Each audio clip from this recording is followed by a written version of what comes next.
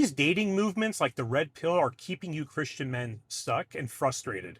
And it might actually be why you haven't experienced God's blessings yet.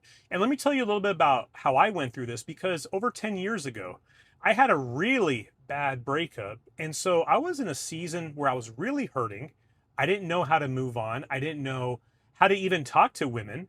And I was very vulnerable. And so, in that moment, when I felt like everything from my life was ripped away from me, it made it easy for me then to seek out a solution. And so I thought a lot of the advice out there that you see with modern dating gurus would help. And so for a while, yes, I followed it. And there are certain parts about it that make sense and they're logical and they really encourage men to essentially step up and take leadership in their own lives. But a lot of the advice out there, if you read between the lines, is very, very damaging to you, especially spiritually. See, a big issue with a movement like the Red Pill is you have a community of men who have been burned by women. And oftentimes it's not even their fault. These women have cheated on them, maybe they've used them. And this is not a channel about bashing women, it's calling out a legitimate problem. But where I want to bridge the gap here on Forged Faith is to have you not just focus on the problem, but to move towards a solution. Because here's the issue with things like Red Pill: they have you focus on the problem. They have you keep women at arm's length distance. And instead of getting married, they want you to just basically maximize the number of people you meet. Don't get married because it's a bad business contract. And the problem with this is, even though it's 2026 and it seems like this is the new reality, you have to remember that it's putting God on the sideline because it's basically treating modern advice as proof of what God's plan is for you. And so no wonder many men then are frustrated and they wonder why women are the way they are today.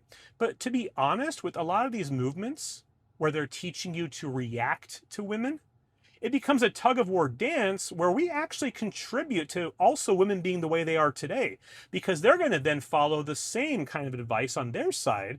And at the end of the day, who's winning this war? It's the enemy. In Ephesians 6:23, right? Or 6:12, I might be mixing that up right now, but we know that the spiritual battle is not just flesh and blood. There is a real, legitimate spiritual battle against marriage, because marriage, when it's God honoring, actually goes against the kingdom of darkness, right? This is something that breeds life through generations to come, reaching even more people and sharing the gospel with them. And so with the modern dating dance, the problem behind it isn't just about meeting someone. I honestly believe it's truly a spiritual battle.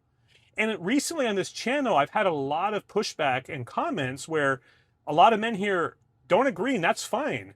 But the problem is you're buying into this lie with things like the red pill.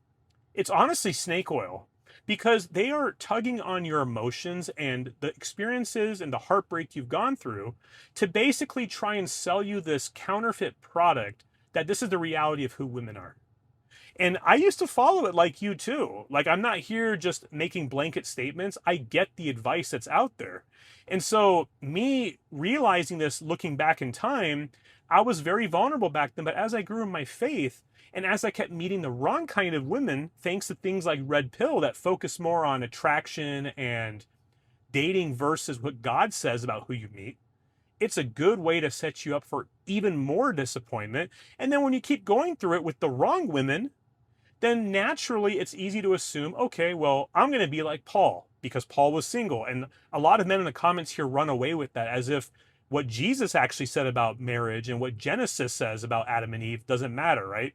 They take Paul's advice as some modern advice of, oh, we're not intended to get married. And it's so wrong from the truth, because marriage, when it's honoring God, is such a wonderful thing. And I'm thankful to be someone that God allowed me to get married. And we've been married almost 2 years now. But it was not an easy road to get here. And that road included following a lot of this counter advice out there.